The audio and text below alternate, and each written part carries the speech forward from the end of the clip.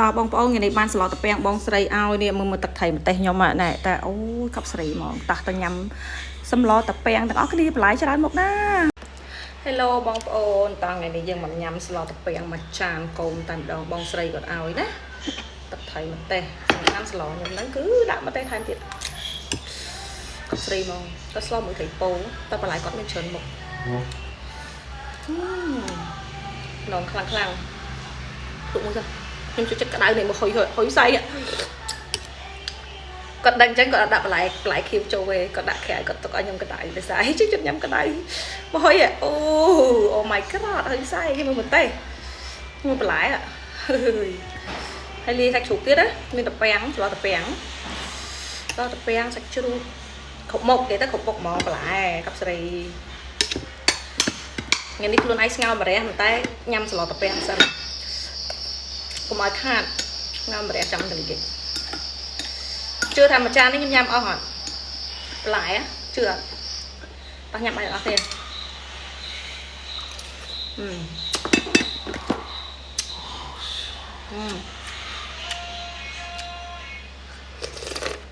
បងប្អូនមើលតែផ្សាយទៅដឹងហើយ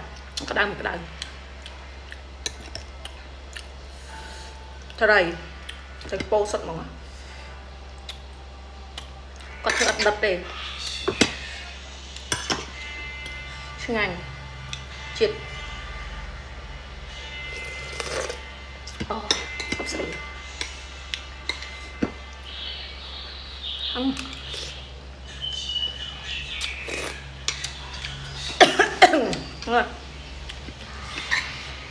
មើលស្មានហ្នឹងមើលម៉ោង 1ហ្នឹងបងអូនញ៉ាំបាយនៅអ្នកមើលហ្នឹងញ៉ាំបាយនៅស្មានហ្នឹងបងអូនបើចង់ទិញលាក្តាមទិញស៊ុបទិញ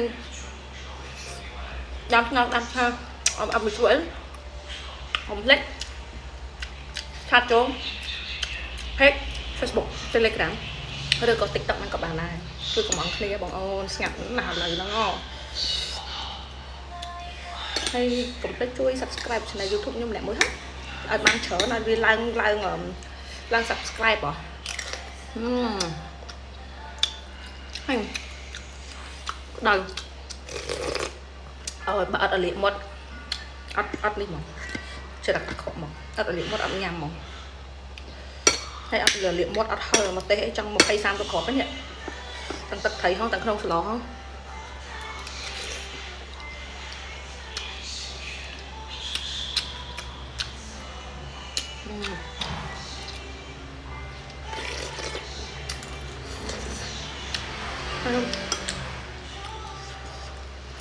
ហើយបន្លែគាត់ដាក់គ្រប់មុខហ្មងនេះជាមួយខ្ញុំឲ្យមើលមាននេះអាម្ទេសនេះមានស្អំទៀតដូចជិះមានស្អំហើយបន្លែហ្នឹងហើយ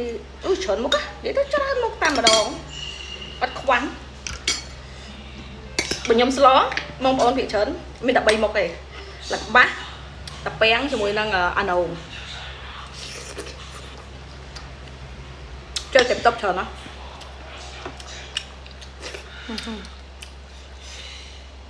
ហើយសាហាវ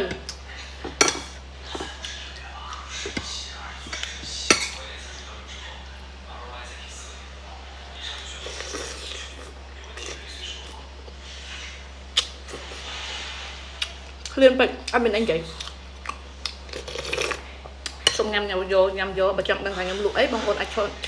ចូលមើល Facebook ខ្ញុំបានណាបើចង់ទិញឲ្យឆាតមកបានមួយព្រាក្តាមក្តាមសេះក្តាមថ្ម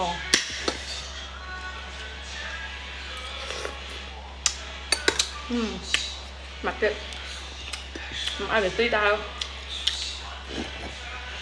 ច្រើនដែលស្អាតចូលទៅពេកដើរនៅទីវារៀងយូរយើងក៏ពិបាកផុសដែរ